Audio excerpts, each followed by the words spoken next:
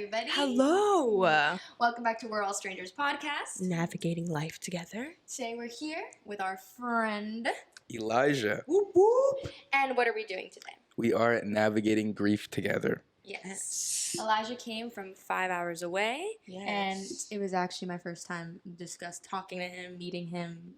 I mean, I've met him before, but talking to him. So we've gotten to know each other, and now we're super excited to do our first guest of the year. Yes. Elijah and I have been friends since high school, since my sophomore year, his junior year.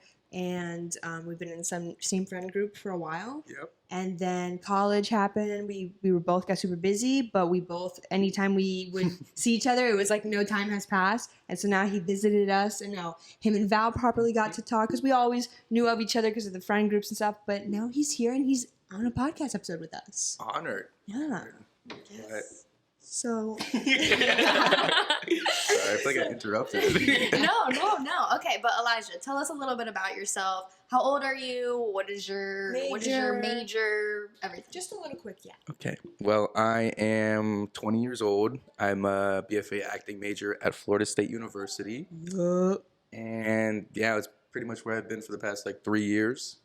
Can we link some of your short films or something down below? Sure. Well, at least one of them. Yes. You can link. Yeah. Whatever. We gotta promote. Guys, Okay. maybe the time will be right, and me and Elijah will be able to make a movie together. Yeah, that's true. If our paths align with our schedule. Yep. So stay tuned and Stay check down tuned. below. Yeah. So as we do on every episode, we have our box of questions to get us, what is it called? An icebreaker question. Yeah. So go in, pick as you choose. Don't look.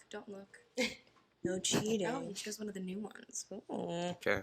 I'm nervous. Yeah. Should I open it up on the mic? A little ASMR. Ooh, that's crisp. If you could answer one question about your future, what would the question be? Oh, I don't even remember writing that. I wrote that 2 seconds ago. Like any question regarding my future. Yep. If I could. And you get the answer for it. Yeah. Like what? Oh, okay. Like what is one thing that you would want to know about the future? You have one question to ask to You get- your future, and you're able to get the answer for it. Okay. And that's only one Ooh. question. Honestly, something not too big and something that I would like to know.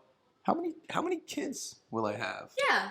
Oh. Something that won't do too much Yeah, damage and be like, oh shoot, I'm gonna be thinking about this all the time. Exactly. I don't want to know too much, but I just want to know Yeah. something. How many do you want?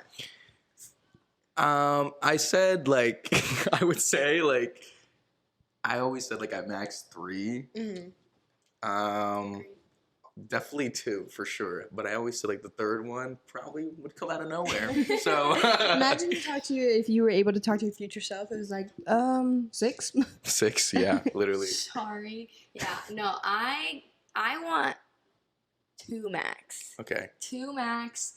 I'm happy with 1. And it was funny because I told Damien that, conversations come. I'm like, I wouldn't mind having 1 child. He goes, no, only children are weird. They're socially awkward. And I'm Listen. I'm an only child. Oh. So Yeah. Did he put that I'm together? like, you're dating one. I don't understand. But the ideal situation would be twins. Love me some Wow, twins. You know what I'm okay. saying? I want also max 3.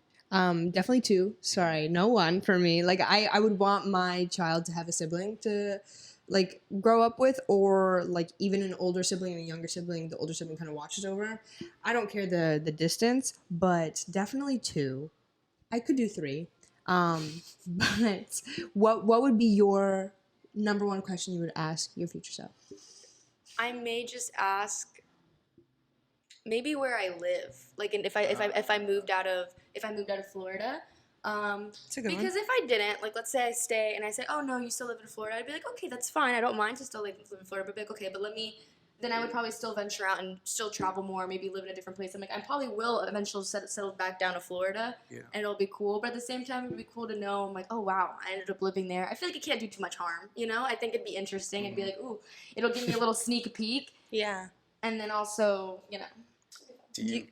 Go ahead. You go. No, I was just saying you both gave those were solid answers, because I'm trying to think, and everything I would want to ask, I feel would really affect me, present me, because I would know too much. At first I thought oh, like I would want to know who I marry, but then I'm like, no, I'm going to be too much. seeking. Yeah, I'm going to be trying to look for that person constantly. So I don't know. But what were you going to say? Well, something that kind of goes into that. Do you think that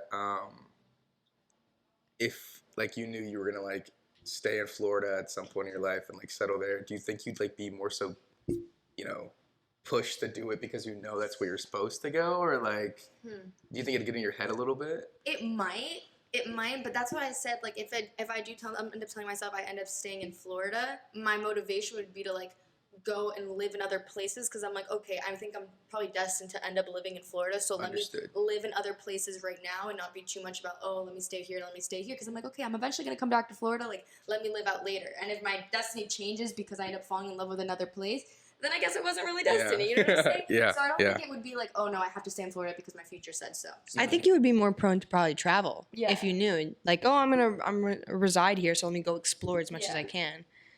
That's true. Some good answers. I want to ask like a career-based question, but then again, I don't know if that's just gonna psych me out. Like, I think a simple, broad question would be like, oh, was I successful? What if they say no? Then that's it. My dreams are crushed. And Also, if they say yes, are you less like? Are you less driven? Yourself as much and be like, oh, I know I'm gonna be successful in the end.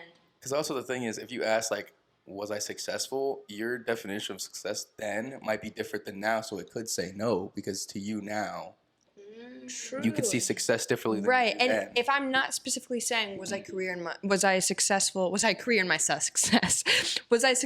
in my career, that's different. If I just say was I successful, well, yeah. In what? In a family, in just everything. No. No, general answer. Yeah, I think that would be my question, because it's true. You view success differently as the years go on and as things enter your life. So yeah, nice. Wow. That was a nice little icebreaker. I like it. Okay, so obviously by the topic of this conversation, it's gonna be a little deep, a little personal, a little on the personal side, but you know, Elijah, you say whatever you are comfortable with. You said you are an open book, and you know, you're here to learn. I personally don't know anything really regarding like what Elijah's going to talk about. But Mandy does. You guys like not even grew up together, but went to high school together and everything. So I'm coming into this, you know, just as like you guys. Yeah. So that's why my first question is really just going to be like, tell us your story and just kind of give us a background. Well, you're in for a ride now. I was born in Pennsylvania, Hershey, Pennsylvania, but I was pretty much raised all my life in South Florida. I was raised by a single mother. I have one sibling. She's 3 years older than me. Her name is Mia. We pretty much were raised by my mom up until I was a freshman in high school. She ended up passing away, and then after that, I ended up moving in with my grandparents for like the rest of high school. And Dad wasn't really in the picture. It never really affected me like that all my life. What affected me was losing my mom. But I found my way and like developed my own kind of sense of self through it, which I really appreciate. And eventually I ended up applying to college. I wanted to come to FSU specifically for acting. That was like the only place I applied to for acting. I put all my eggs in one basket, hoping just for something to happen with that. That's good. And then it ended up working out. It was very stressful, but I ended up getting up there. And I don't know if you know this, but you know that Miss C drove me to Tallahassee? I did. Miss C is our theater teacher. She was the head of the whole department and director of all the plays and stuff. And they were really close. She was almost like another motherly figure to you.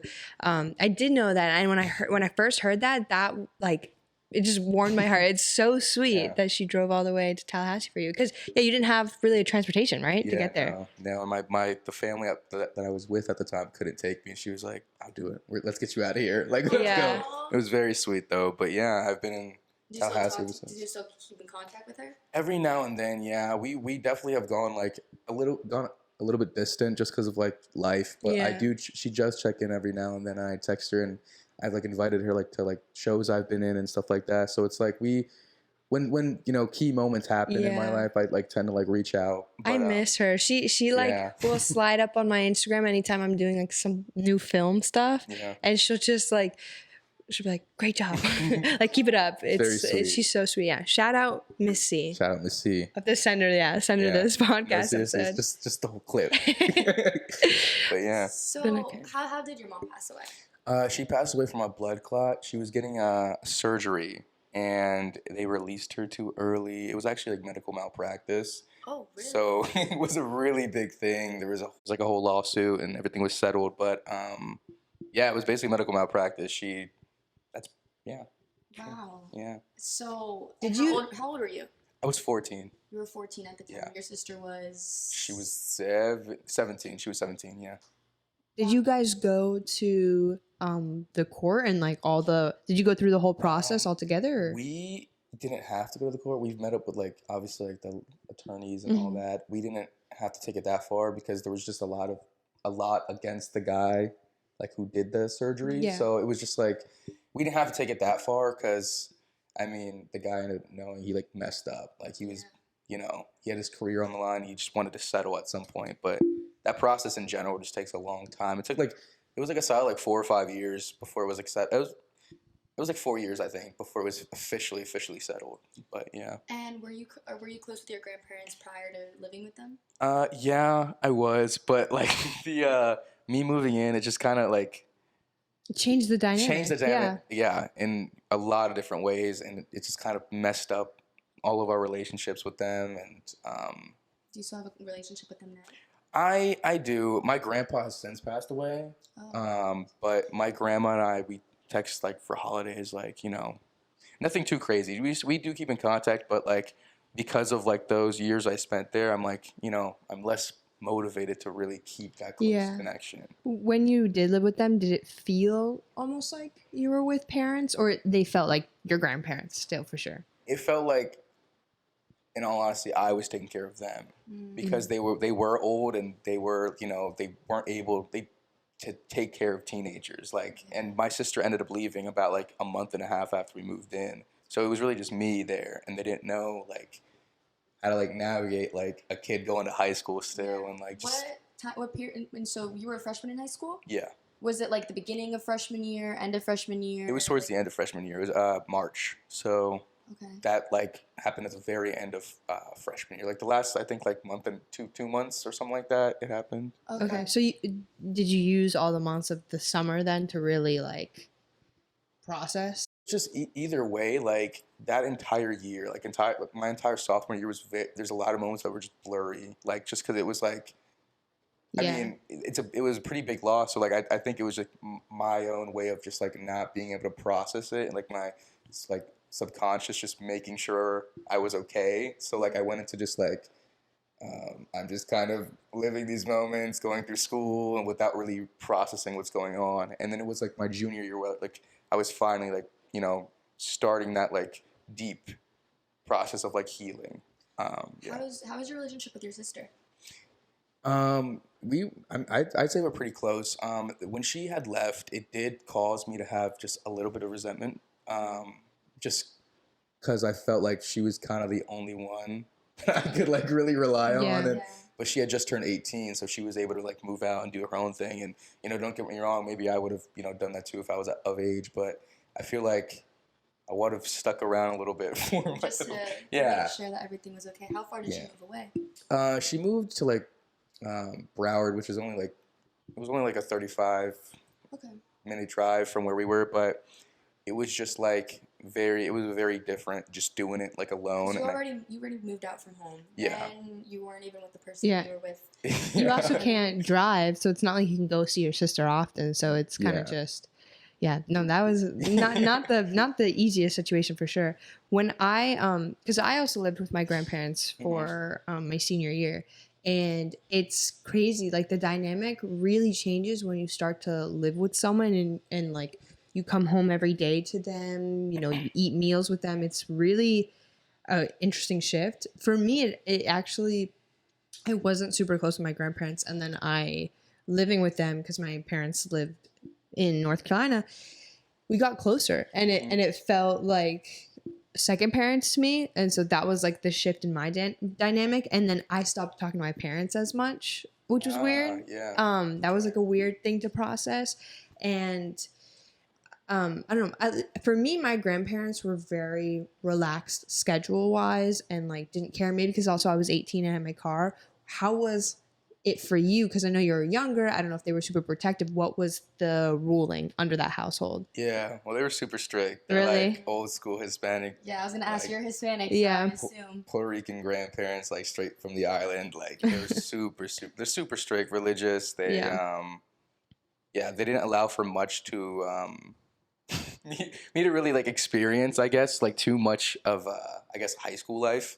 And then once like COVID hit, that was even worse because they were old and they were very like paranoid. Yeah. And You had to probably be extra careful and everything. Yeah. I remember there was a time during quarantine where like I hadn't seen anybody like literally months, and then like Mandy ended up visiting, or like she brought me like a donut or something. I brought You remember you that? donut. Yeah. So there was a me and my friend Kat. We like because my parents also, my little sister was just like not born but very little, and so that's also high risk of with COVID. And so my parents didn't let me out for the longest time. And I remember like Ahmad. You guys know Ahmad was in the episode. Ahmad's my brother. Is Elijah's best friend. Ahmad and I lived in the same neighborhood, so we used to have our like distance hangouts. So he would be at the end of my garage, I would be all the way at the top, and we would just hang out. We would talk. Same thing with Kat. Sometimes, no, I don't think you did. You were like secluded at home. Yeah. I was in a cage. but yeah, and then finally when I guess my parents were feeling better about it. I don't know.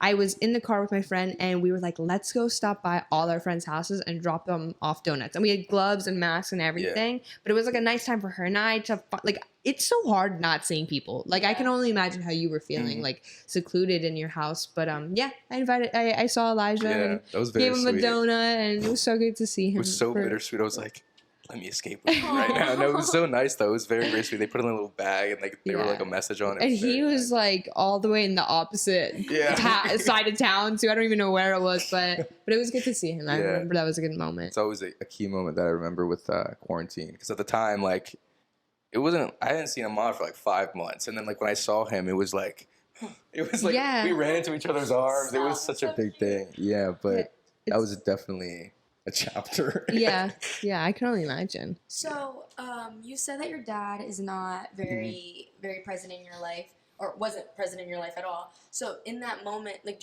have you ever spoken to him? Has he ever been? Was he aware that happened with your mother? Actually, it's funny enough. This is crazy. You would think he would be aware. You would think somebody it would get tell to him, him, like, legally, somehow. Like, you would think it would get to him, right? But it wasn't until like literally 3 years later that he randomly like tried DMing like my sister and I, and was like this big message about like how he just found out about her passing. I was like, whoa! First of all, you're really late, but also like, how did you 3 years late just find that out? I feel like there's something that like would occur where like he would find out. I don't know. Yeah. The attorneys never reached out. Like, I guess that's not. weird. So, but you guys have never had a relationship. Like he's never reached out, never attempted. It was. Yeah. So like they had like they had gotten married. My mom, my dad, and then they ended up getting a divorce when I was like like around 2. So they ended up splitting up, and then having split custody up until I was 5. Oh. So the only like memory I have of him was when I like had to go to his house like one summer. Mm-hmm. That was like the only like memory. That's the last memory I have of him. And then like once I was like 8, 9, we had like lost all contact, like completely. Like he just wasn't a great guy, and like my mom was carrying like parenting. Anyways, that's crazy. Yeah. She was like the one that raised me up and did all of that anyway, so I really didn't feel a need. I was the same way. My dad was out of the picture since I was 4.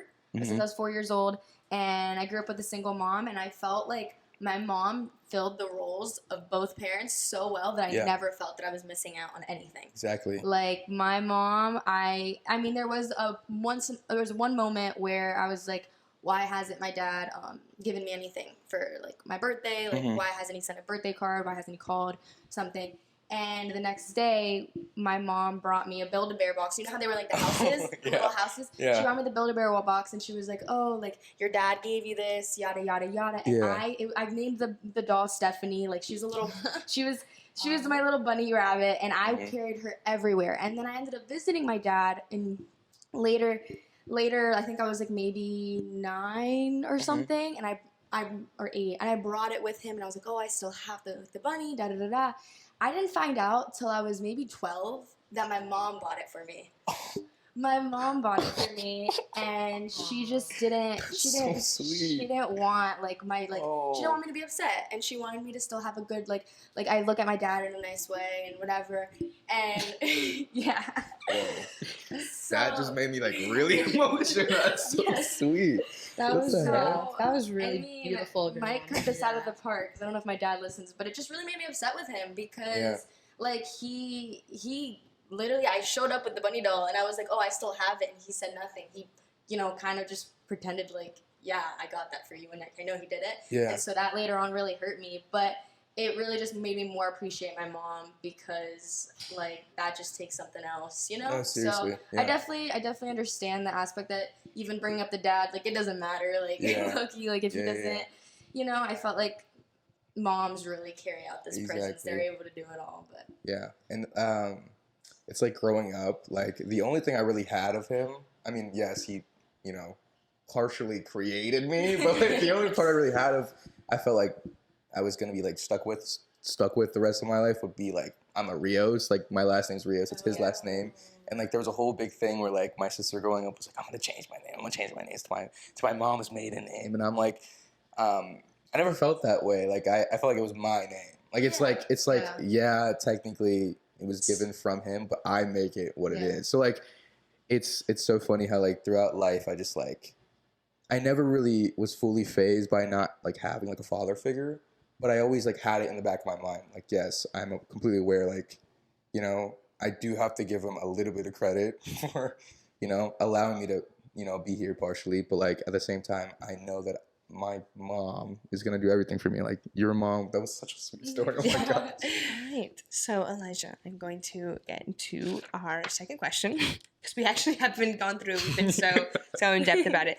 But okay. So our next question is: what helped you while you were grieving the loss of your mother? Was it a person? Was it an activity? Religion?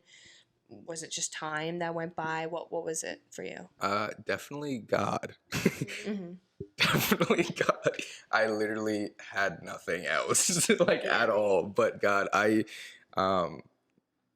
like when it occurred and that move to my grandparents happened, there was just so much going on, and my sister left, and then like I was just stuck in this completely new like life, and it wasn't fun, and it wasn't like ideal, especially for somebody at that age and somebody experiencing the loss of like their only parental figure.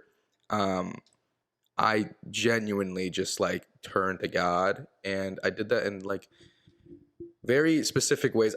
I honestly would just go on walks and stuff like that and really just look at things very differently. Like I would like look at a random leaf on the ground and like I look probably crazy. I would pick it up and just be like, wow, there's like so much detail in this, and like dissecting it. And then I'm like, there's like millions of leaves, and then I'd be like walking around like look at an ant, like you serve your own purpose. It was like I went down this whole route, and then I was like, I would always ask God and just pray to God, just please help me through this. Show me like show me positivity. Yeah. Show me life. Show me things that like will keep me going down a better path than like a path I could be going down.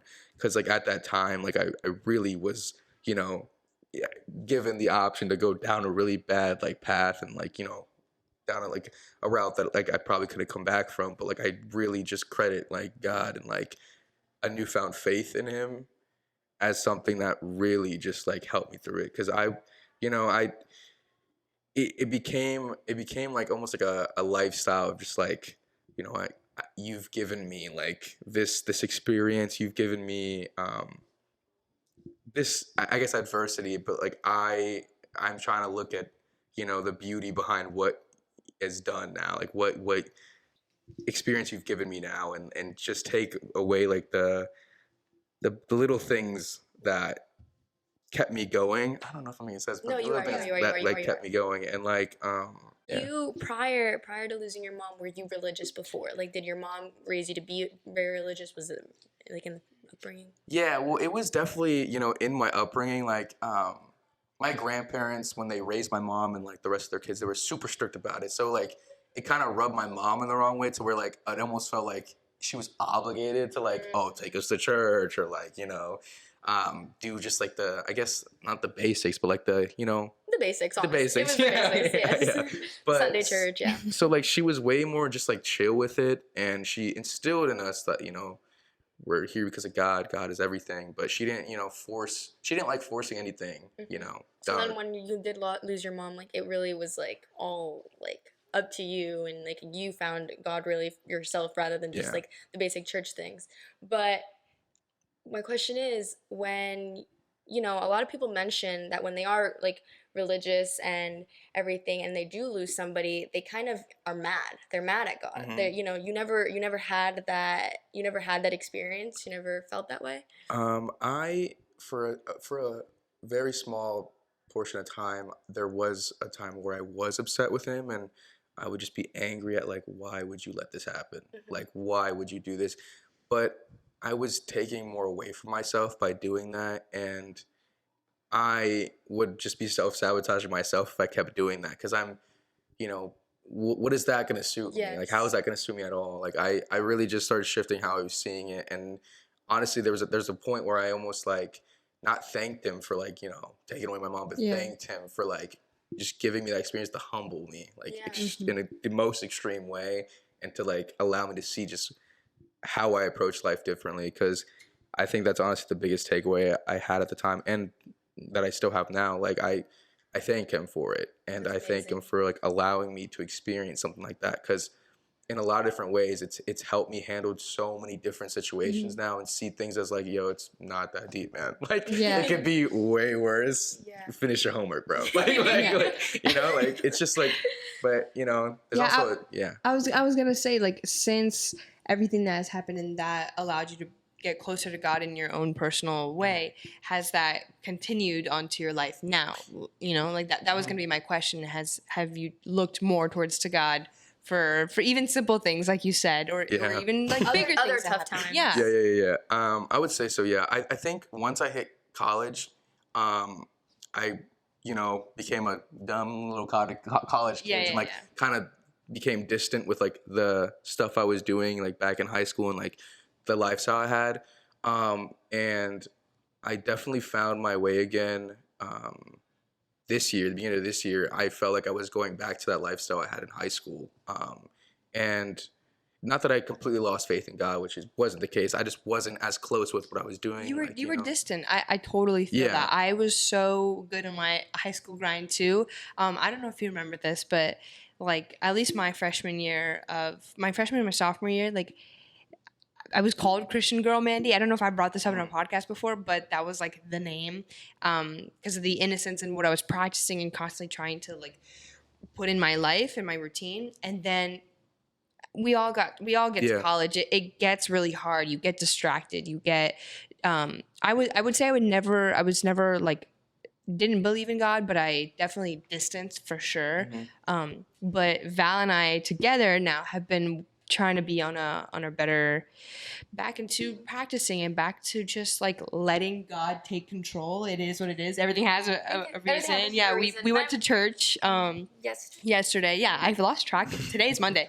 We went to church yesterday and it felt so great. We went together. It definitely helps too when you have other people practicing too. And it was so nice. So No, we're doing good. I talked about this on the episode with the mod, but I think I've never had a moment where I was super, super close to God. I grew up my mom went to a Catholic school her whole life. So for her, she kind of stepped away a little bit because it was like just like breathing, like just religion up and down. Like that was just like her life for the longest time. But she very much wanted to instill it in me and very much like talk to me a lot about it. But I think it's very important for when you yourself find God and you yourself are actively, I thought it was beautiful. She took me to youth group for the first time, and I think it's beautiful how like we're all college students and we're actively just choosing on a Thursday night to go to youth group, and It's like 50 college kids willingly going at 8 p.m. Instead of your parents forcing you on the Sunday morning. It was nice. It's a different, Awesome. it's just a different way of doing, like, going about it. And so I think it's really amazing that you still, to this day, at least, even though you got a little bit distance, you're still actively doing it. You guys prayed before you were eating, and I'll get on there. No, that was you have to choose it for yourself. I Yeah. know, but I was like, even myself, I'm actively like, I want to push myself to go to church every Sunday. I want to start going to youth group. Like, I'm trying to. We all went to breakfast the other day, and like we all ordered the same thing. It was a burrito, which that burrito was. Oh I'm still gosh. thinking about it. We might have to go again. Oh my, so The good. burrito was so good, and so. Elijah and I, like, I saw him do his little thing. I did, like, a quick, like, little thing by myself. I don't think I closed my eyes. Like, I did a quick little thing. And Val, we look, and she's like... You got full hand on burrito, ready to go, looking at Hey guys. And she was like, I'm so sorry. And we were like, no. just like, it's chill. It's no need. Yeah. It was funny. But All right, so we're on to question number 3. Do you experience any anniversary effects or grief triggers, and how do you deal with them? I don't experience any, like, Her birthday.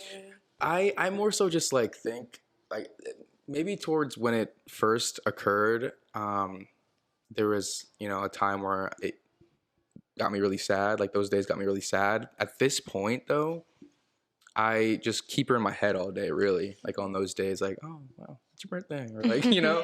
because it's, again, because I shifted how I see it in like a more positive way. It's more so like a celebratory thing. Yeah. I like It's less of a, damn, like, this is like her death anniversary. Yeah. That's Yeah. awkward. Like, it's not, on those days, or like on like her birthday and stuff, do you set that day to do something specific, or like be by yourself, or you kind of just, like you said, like you keep her in your mind, but you treat it as a normal day so it doesn't really get you too...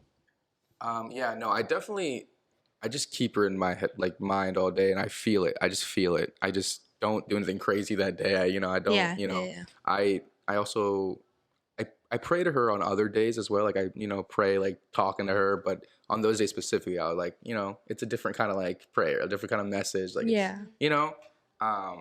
So I don't, do anything, like, too insane, but I'm more at peace on those days almost. Like, Okay. they do feel differently. I don't know what it is, but like when you wake up on like the anniversary of it happening, or like her birthday, they do feel differently. I just don't think there's anything that I specifically do though. Yeah. And what about the grief triggers? Like, anything, at least maybe if you talk about in the beginning or even now, anything specific that might trigger a feeling, I think honestly, when I just reminisce on like memories with her, I tend to like have my voice crack when I don't really mean to. Like, I don't, like, it's always a thing where like I don't mean to get emotional, but like I literally just like it just happens. I really, and it's not even a thing where like I'm saying anything really sad, or just obviously it's just like I'm just reminiscing. So like and that's been happening since like it first occurred, and that's not gone away too much. Like, yeah, I don't I guess that's like the one thing that's like always remained there when if I talk about her, like during like when I was grieving her, it was way worse. Like it was way more frequent. But now it's just like subtly there sometimes when I like talk about like past memories. It's something that like I guess I can't even control. It just happens. I don't know what that is, but yeah.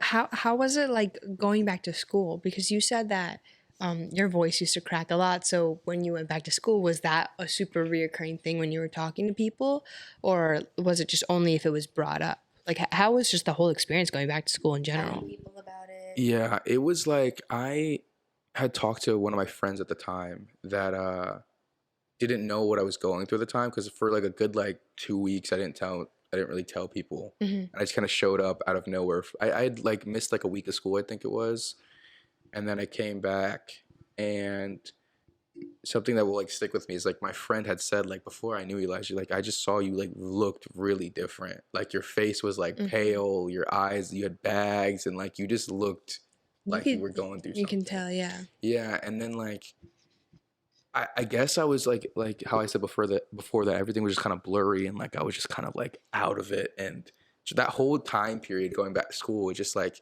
such a weird experience for me, like because I think it wasn't even like a big deal when we started talking about it, like me and my friends, because I just was going through it so much mentally that I was like kind of numb in certain areas. Yeah. And everything was just emotional to me. Like I didn't know how to navigate those feelings, or like navigate like how I'm supposed to continue my way of life here when like I go back home now and that life is different. And it was just weird to know that like I started school here with a whole different life, with a whole different like everything. Home, and now too, I'm location. exactly, and now I'm with my same friends doing my same activities, but like Doesn't feel anything the same. it doesn't feel anything the same, and it was like it would throw me off a lot. And I think actually a big part of how I was able to navigate that year was honestly through humor. Like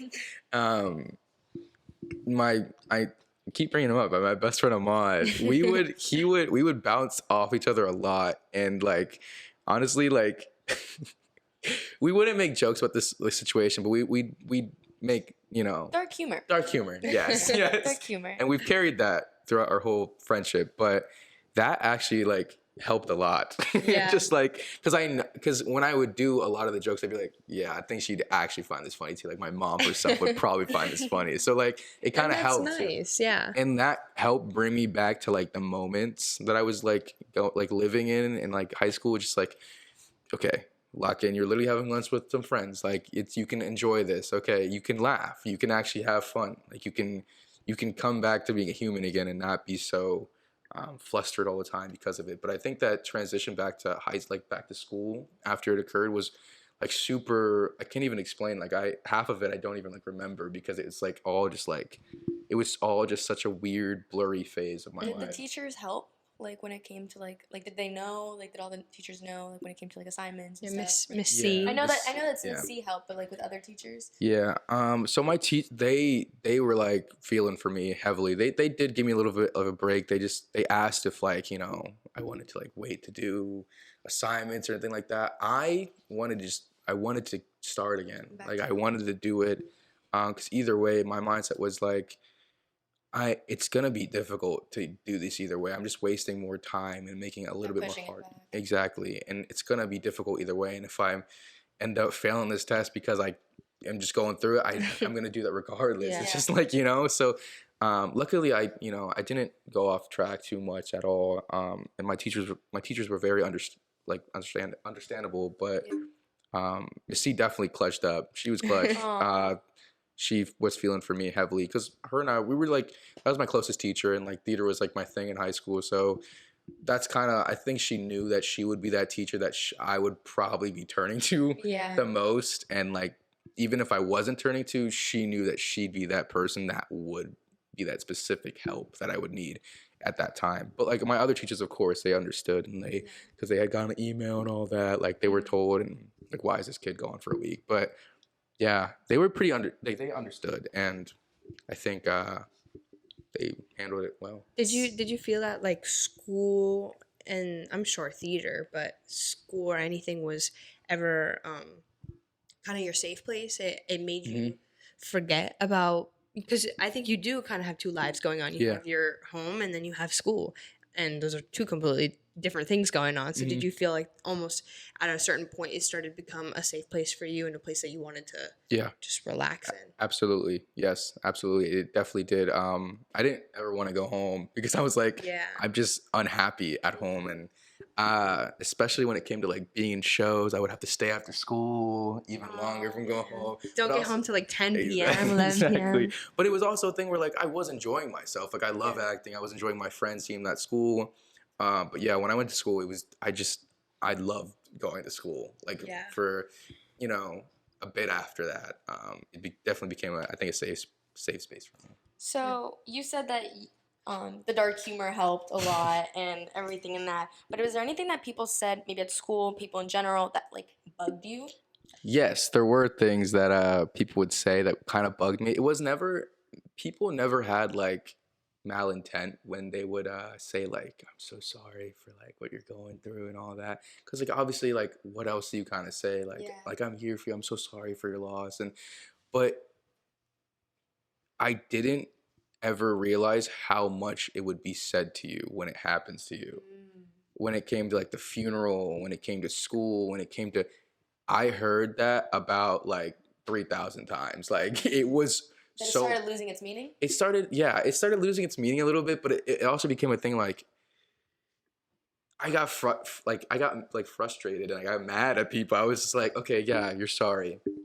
Like I'm like suffering right now. Yeah. It's like so it's like because so it was like a mix of things. Like I've been told this so many times. Like at this point, it doesn't mean anything to me. But I appreciate you so much. Like you're my friend, and like I love you. But like just don't talk about it. It's Like, weird just because don't like say that phrase, like it really does nothing. Yeah. If anything, I feel like it triggers way more. It's just a phrase for the person. It's Yeah. really just a phrase just to make the person yeah, kind of I feel guess Yeah. because it's they like really you don't know. what Yeah, to you say. don't know what to say in a certain situation, but you don't have to say anything. Exactly, but that's also the thing.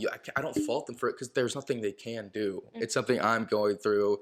Thank you for being here for me. So like I would get all myself because like I gotta stop being mad at these people because it's like it's not their Yeah, fault they and they don't need can't to. do exactly.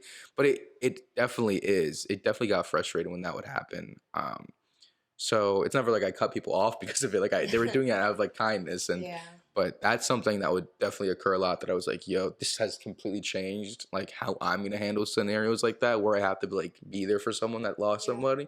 Cause like I understand personally how like they end up like there's so many bigger things going on in your life that those words just kind of just don't hit like Yeah. at all really. I think that's something like for me personally, I've never really lost anyone in my life. Mhm. And so I never know what to say, you know? And I think I myself am someone that wants to be there for people and wants to talk. And, you know, in other situations where it was the dad thing, or it comes to relationships or something, I feel like I have something valuable to say. But in those moments, I don't.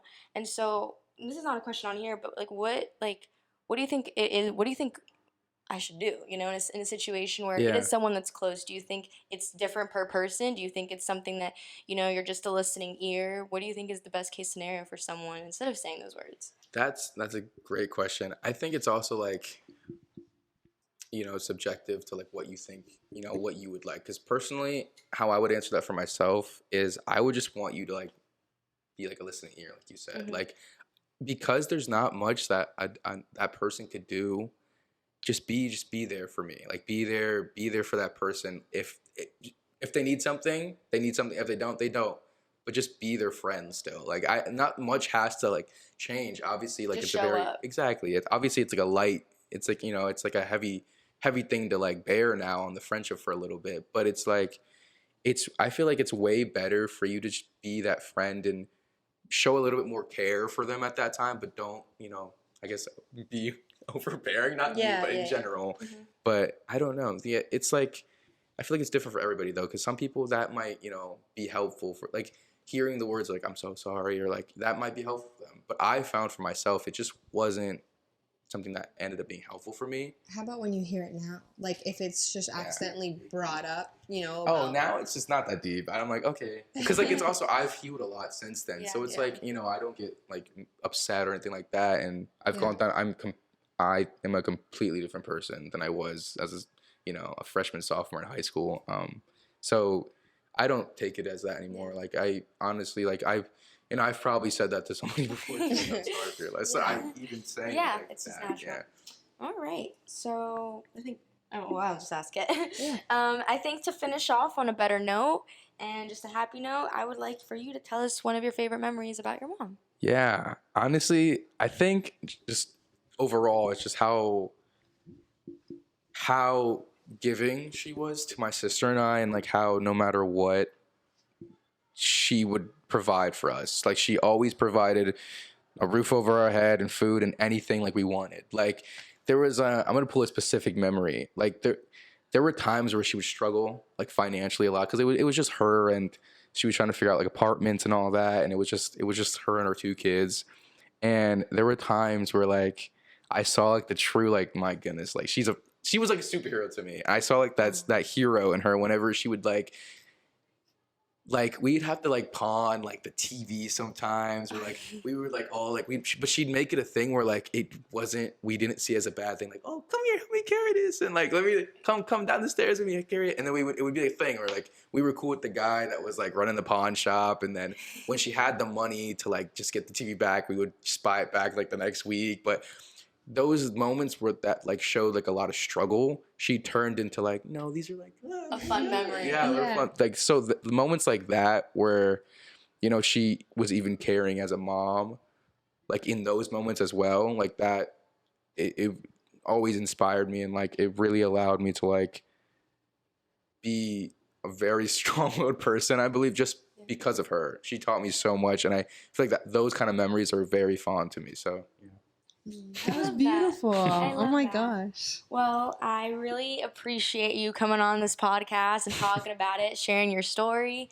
We will have you on again, maybe talking about some acting, about some short films. Guys, don't be surprised if you see Elijah on stage and then on movies. He's going places. One day. We'll we're see. his second podcast, so we're not that cool. But, yeah, it's whatever. But I mean, we can have him on here before it's famous, so I feel like that's something. Nice. I appreciate being on. I loved every second. This was a great conversation. I mean, it's interesting because yes, it's a hard one, but we were able to just dissect it and really like get into it. And you've healed so much, and you've grown so much as a person. We definitely, I mean, I never saw you before all of that happened, and I only knew you after, but I already know that you've grown so much as a person, and it's nice. And like you said before the podcast, grief is not always a bad thing. It's also can be something beautiful to it, like a beautiful thing to experience, and beautiful to have such strong emotions in life. Yeah. So